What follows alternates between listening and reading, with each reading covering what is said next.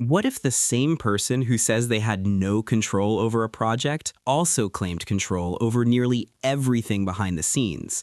That contradiction is at the center of this entire story, and once you notice it, it's impossible to ignore.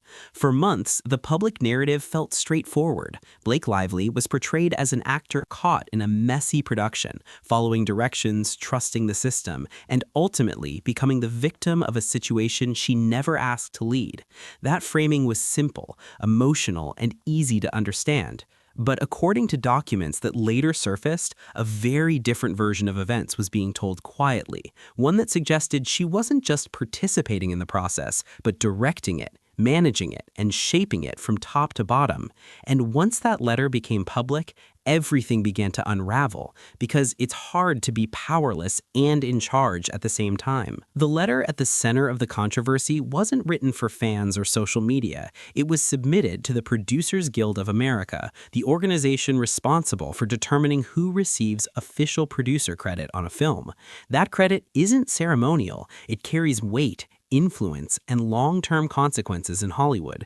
To qualify, someone has to demonstrate that they played a substantial role in the film's creation. According to the filing, Blake outlined her contributions in detail, describing involvement in marketing strategy, promotional planning, content creation, cast coordination, post-production decisions, and even internal problem-solving on set. The scope of these claims made many observers surprised because they read less like the account of an actor following instructions and more like a breakdown of someone running the operation. What raised even more questions was the reported effort to keep that letter sealed, because once it became part of the public record, it appeared to directly contradict the version of events Blake had been presenting elsewhere. Publicly, Blake's stance was consistent. She maintained that she was operating within boundaries set by the studio and its marketing partners, that decisions were approved by others, and that she wasn't responsible for shaping the overall strategy. But in her own words to the PGA, she described a role that was far more expansive. She said she developed marketing and PR strategy alongside her husband, organized and executed promotional content, coordinated with cast members and producers to secure participation, and oversaw post-production choices designed to maximize commercial success. Those aren't passive contributions.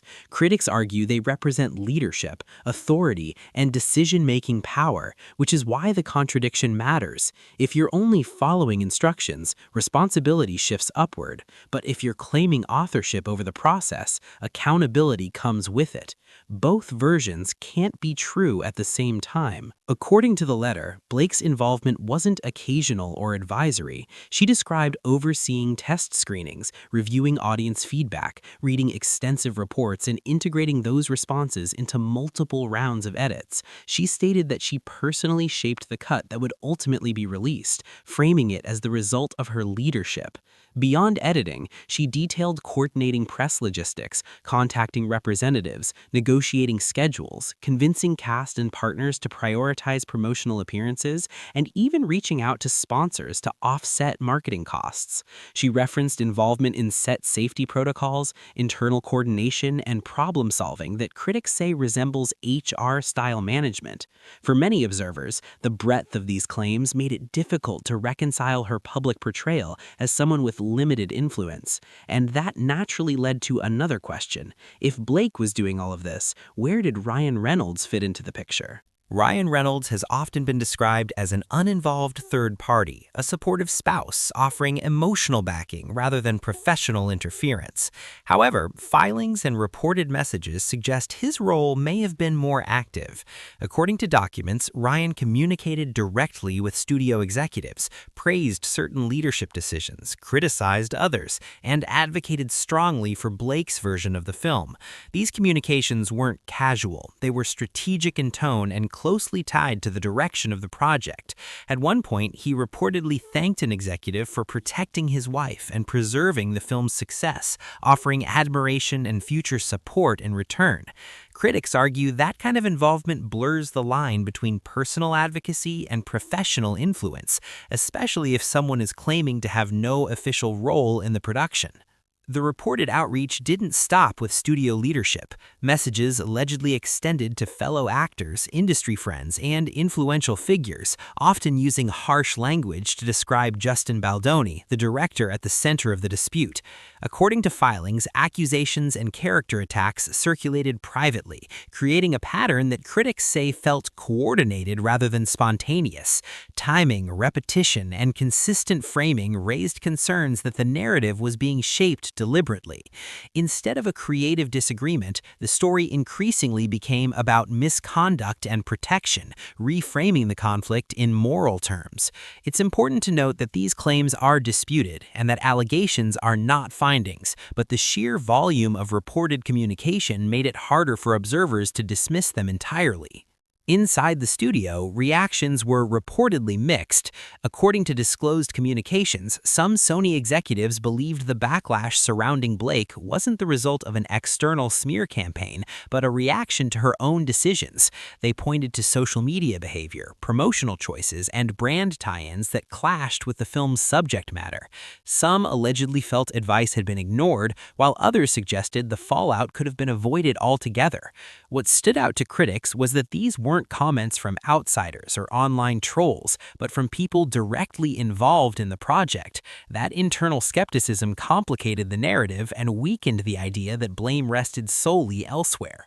At the same time, fans began noticing patterns. Justin Baldoni was unfollowed, excluded from promotions, separated from cast appearances, and distanced in subtle but visible ways. Individually, these moments might not have meant much, but together they fueled speculation. Online discussion intensified, and as it did, certain stories gained traction, while others quietly disappeared. That shift in momentum set the stage for the most debated part of the controversy: private messages that reportedly involved some of the biggest names in entertainment. Texts, screenshots, and alleged conversations began circulating, some cited in filings and others discussed as leaks. This is where the story becomes especially sensitive. Authenticity isn't always confirmed, context is often missing, and interpretations vary widely. Taylor Swift's name entered the discussion through these reported messages, with claims that she was shown content, reacted strongly, and supported Blake privately. What remains unclear is how much she knew, what she believed, and whether her involvement went beyond personal support. Her public silence has only fueled speculation, but silence alone isn't proof of complicity or agreement, and that distinction matters. When all of this is stripped back, the core issue remains the same: power. If Blake truly controlled marketing, editing, PR, and distribution decisions, then she wasn't powerless or sidelined. But if she didn't control those things, then claiming them to the PGA raises serious questions. That contradiction sits at the heart of the controversy, influencing legal arguments, industry perception, and public trust. And it leads to a final question that no filing or text message can fully answer. In Hollywood, is control ever really invisible, or is claiming you never had it sometimes the strongest move of all? This story is still unfolding, and the answers may take time, but the questions aren't going away anytime soon.